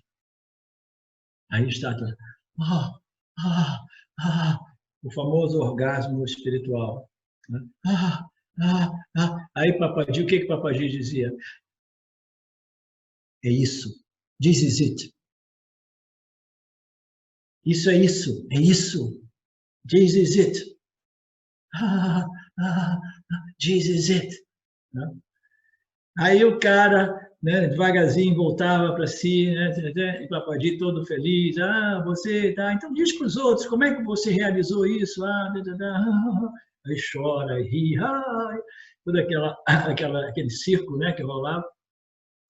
Aí o cara levanta no final da história com o seu certificado de iluminação debaixo do braço, né? Porque o Papaji falou dizer, você experimentou o ser, né? Certificar, ele vai embora e o Papaji dizer, ok, agora você vai e passa adiante. Ele ensina as pessoas por aí, vai dizendo o que é o ser, entendeu? Essa era uma expertise de Papaji naqueles anos. Então, o ensinamento moderno e todo tenta identificar um sentimento, uma experiência, uma sensação particular de totalidade, de paz, de exaltação emocional, unicidade, moksha, amor infinito, aquilo que seja. Quando o professor coloca a mente do aluno em um estado satívico e este fica a experimentar o reflexo da consciência, ele ou ela diz, isso é isso, é isso. Mas o que deveria ser dito é o seguinte, quem observa isso, é isso. O Papaji jamais dizia, isso é isso. Entendeu? Ele jamais fazia o apontamento. O que você está experimentando? Papaji, amor, paz, Ele jamais dizia assim, isso não é isso. Você é isso. Entendeu? Isso que você está experimentando não é isso. Você é isso. Isso é que deveria ser dito. Quem é que observa isso? Quem é que está testemunhando isso? Você é a luz do iluminador? Você é essa consciência, o sujeito absoluto? Todas essas experiências são objetos transientes, temporários, eles vêm e vão. Então, para concluir o ensino, o guru, tipo Papaji, deveria dizer, não, Papaji não, ele deveria dizer, isto é você. Quem que observa isso? Você é o observador. Você é esse princípio testemunha que não é o agente. Todos esses ensinamentos baseados em experiência não consideram a natureza do experimentador, do experienciador, como um objeto, assumindo incorretamente que o experimentador é o sujeito. Em outras palavras, todos esses ensinamentos, baseados nessas experiências, elas não consideram que o agente experienciador também é um objeto. Por quê? Porque é um ensinamento baseado em experiência. Baseado em experiência, então você está dizendo que o experienciador e a experiência é a realidade, enquanto que a única realidade é o sujeito, é a consciência, esse princípio não experienciador, esse princípio testemunha não experienciador, não agente, no qual, dentro do qual o agente brilha, ilumina e percebe os demais objetos que ocorrem dentro do seu campo de conhecimento. Tem uma passagem aqui interessante porque diz: quando o professor coloca a mente do aluno no estado satírico, isso também, entendeu? Precisa ser reconsiderado. Porque o professor, existem dois modos de acumular Shakti, energia, entendeu? Existem dois modos. Nós sabemos que na presença de Ramana Maharaj, as mentes das pessoas sofriam um impacto positivo, monstruoso, enorme. Por quê? Porque Ramana Maharaj, ele fez tantas décadas de yoga, ele desenvolveu esse brilho, essa radiância, esse silêncio profundo, essa paz, que tocava o intelecto de todas as pessoas entravam naquele estado de samadhi natural em suas presenças, e muitas das pessoas entravam em Nirvikalpa Samadhi espontaneamente. Okay? Então, existem alguns gurus que realmente irradiam um Shakti, uma energia que é conduzente ou conducente a essas experiências, de experiências sublimes, experiências místicas, ok? Mas a maioria desses professores, e até mesmo o Ramana, ele não fazia nada, ele não colocava a mente das pessoas naquele estado. A sua presença, entendeu? A sua presença irradiava aquele Shanti, aquela Sattva Guna, e impactava, influenciava o intelecto de todas as pessoas ao seu redor. Então, ele nem mesmo fazia. Quando o professor faz a mente do aluno, ou coloca, ou dá alguma coisa, isso aí precisa ser reformulado. E a maioria dos professores, eles nem mesmo eles têm essa capacidade de autogenerar essa energia. Essas energias, elas são generadas pelo grupo. É um group energy, understand? Que aparece depois que está vindo de uma pessoa, não, é group energy, quando todo mundo começa a contemplar nessas escrituras de Shwara, entendeu? A gente vai desenvolvendo mais sátiva, mais sátiva, mais sátiva, mais sátiva, quando a gente vê, está todo mundo surfando em sátiva. A primeira vez que eu fui num seminário de Vedanta com o Ramji, eu fiquei impressionado. O primeiro seminário que eu fiz de pessoa com ele foi uma semana e foi esse texto. Foi a primeira vez que ele ensinou esse texto, essa compilação dos ensinamentos que foram, né, ensinamentos de Swami Paramarthananda. Então, eu fiquei impressionado, porque foi cansativo. Nós tínhamos 3 sessões, né? Nós tínhamos 2 sessões de manhã, 2 à tarde e 1 de noite. E é intenso, né? E eu fiquei muito impressionado porque eu nunca tinha feito um retiro, né, no qual eu estive sempre estimulando o meu intelecto. No passado, a ideia era aquele de silenciar o intelecto, era a noção, de modo para experimentar o quê?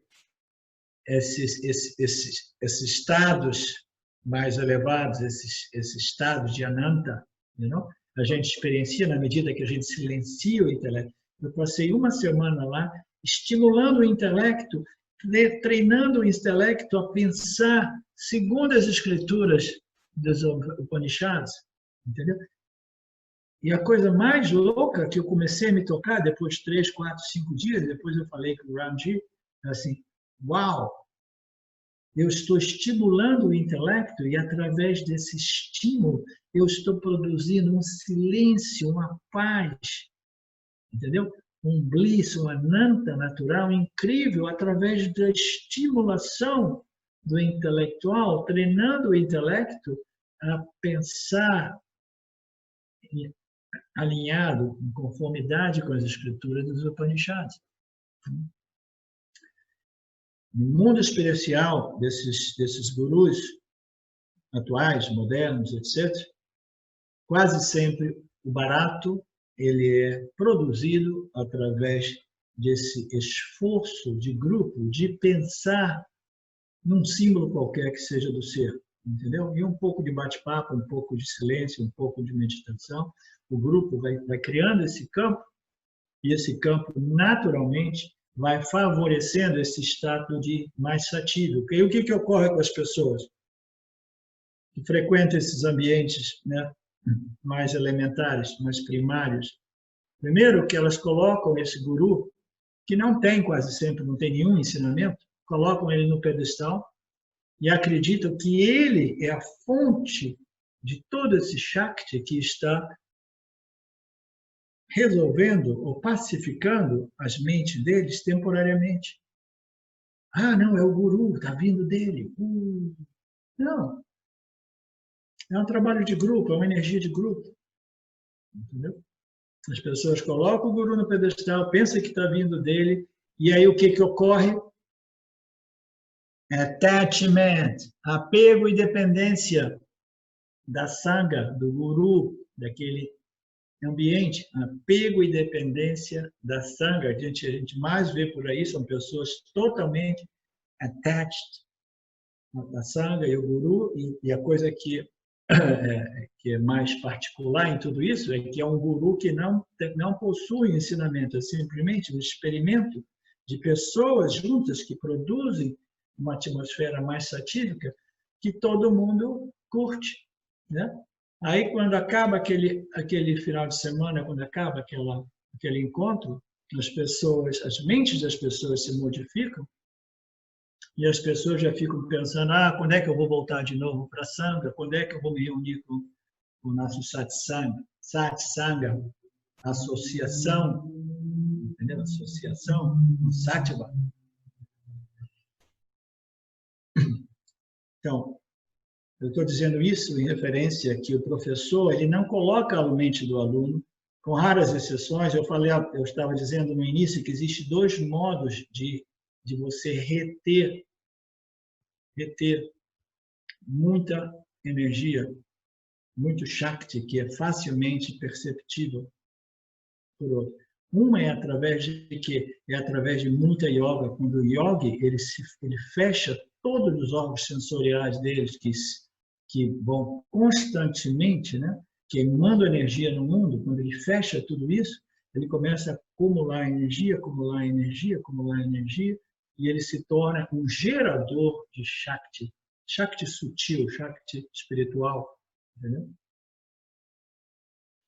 Então, esse é um modo mais comum. O outro modo que ocorre quase sempre é através dos grupos.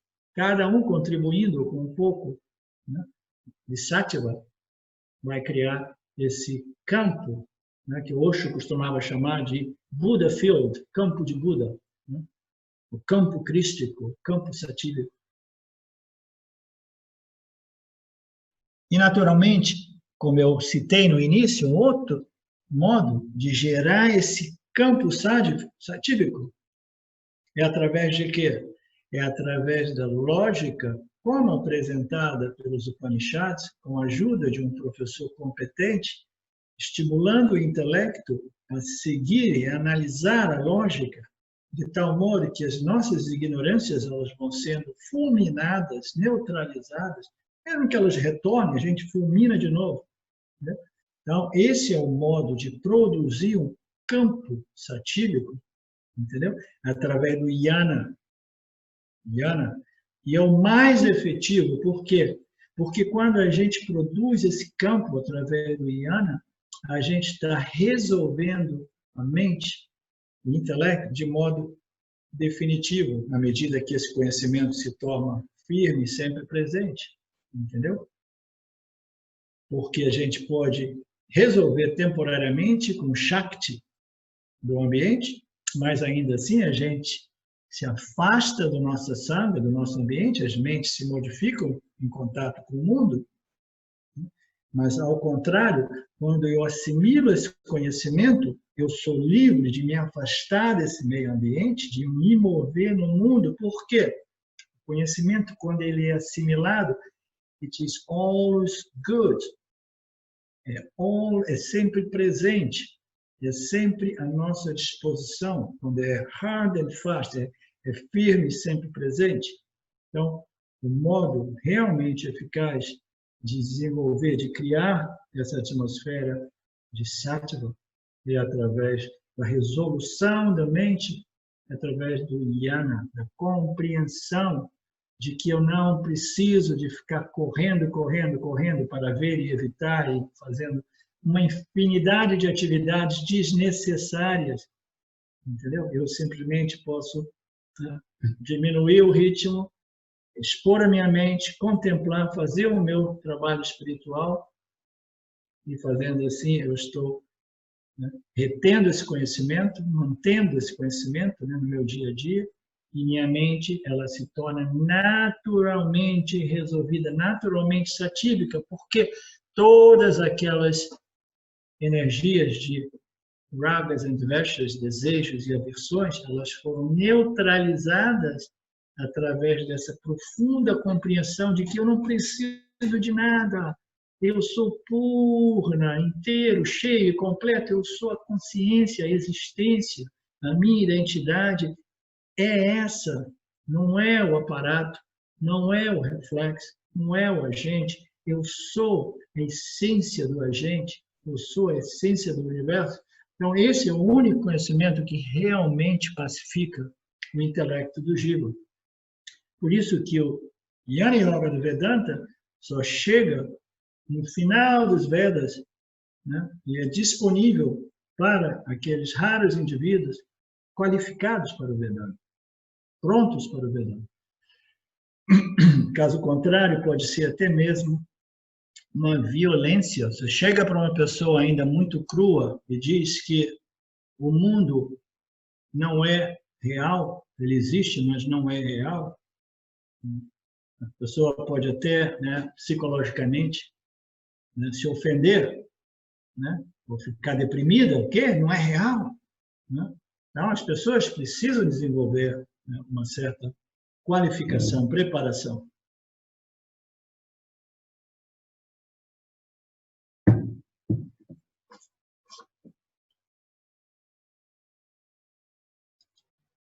No verso 27, disse que um objeto que os sentidos percebem é como isso, pratyaksha. Disse que um objeto que está além do alcance da percepção é como aquilo, paroksha. O sujeito absoluto não pode ser um objeto dos sentidos, mas como é o próprio ser de todos os agentes, de todos os jivas, não se pode dizer que esteja além do domínio da experiência e do conhecimento. Olha que lindo, que maravilhoso. Vocês seguiram a parte final, que linda?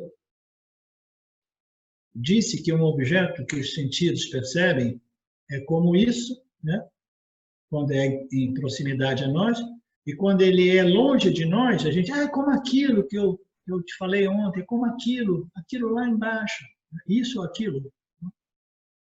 Os objetos dos sentidos são sempre a nossa disposição como alguma coisa dentro desse paradigma, tempo e espaço, isso e aquilo.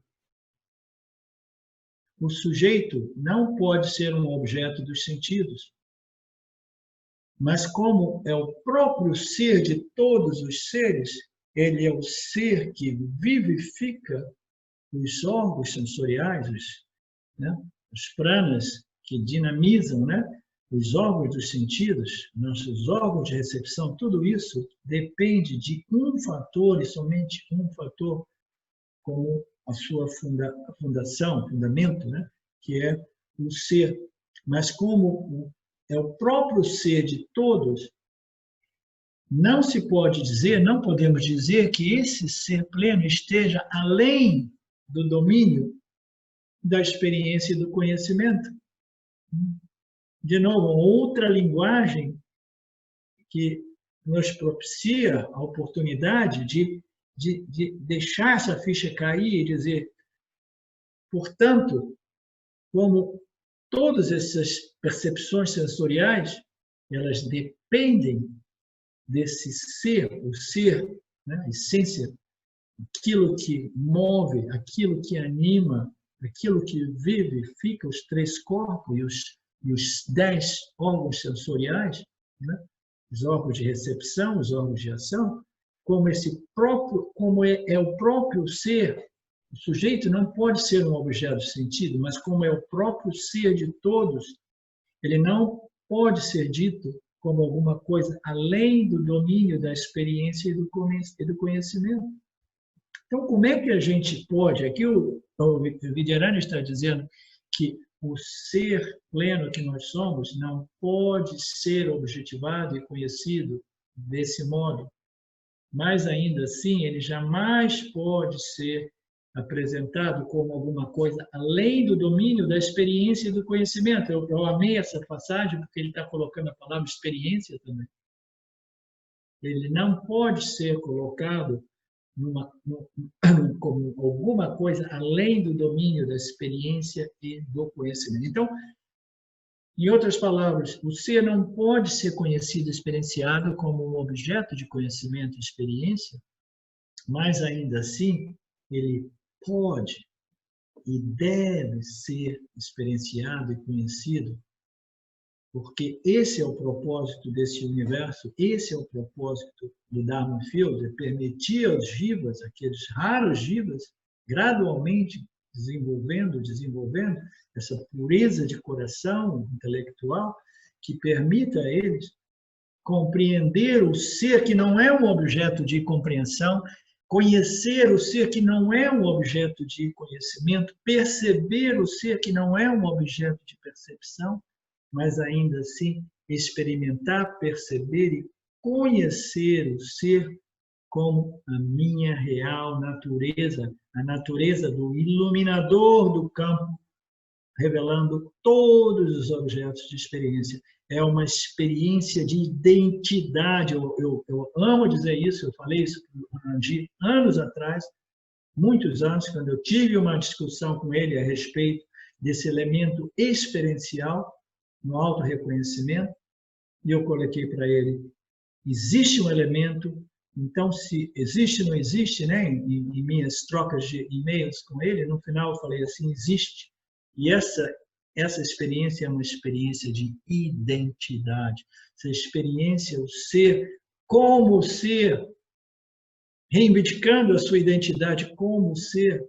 Então você está experienciando, porque toda e qualquer experiência é o ser experienciando a ele mesmo nessa ordem de realidade pluralística, dualística.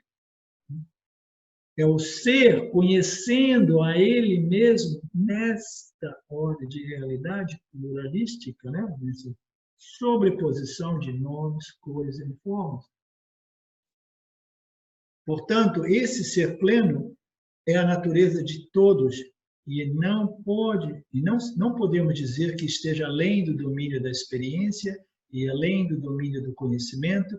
Ele pode ser conhecimento como a natureza daquele que conhece tudo o que é possível em termos de conhecimento objetivo. Ele é a natureza do experienciador. E, portanto, ele pode ser experienciado como a natureza do experienciador, ele pode ser conhecido como a natureza do conhecedor.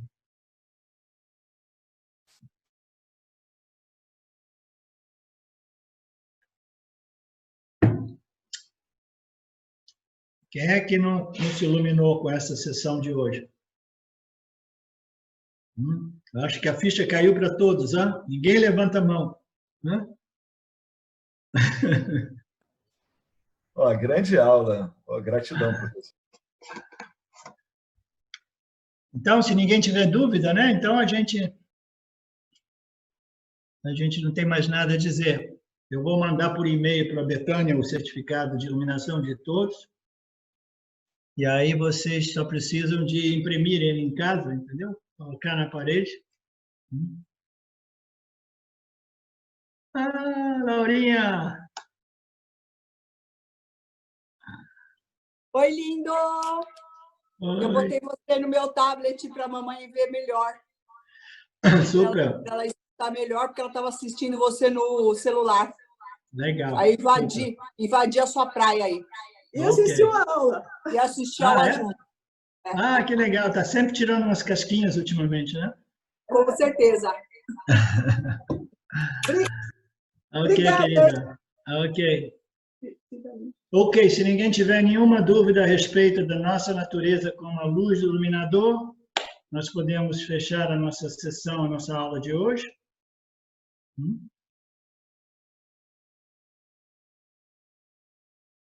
Tem o Carlos dizendo aqui.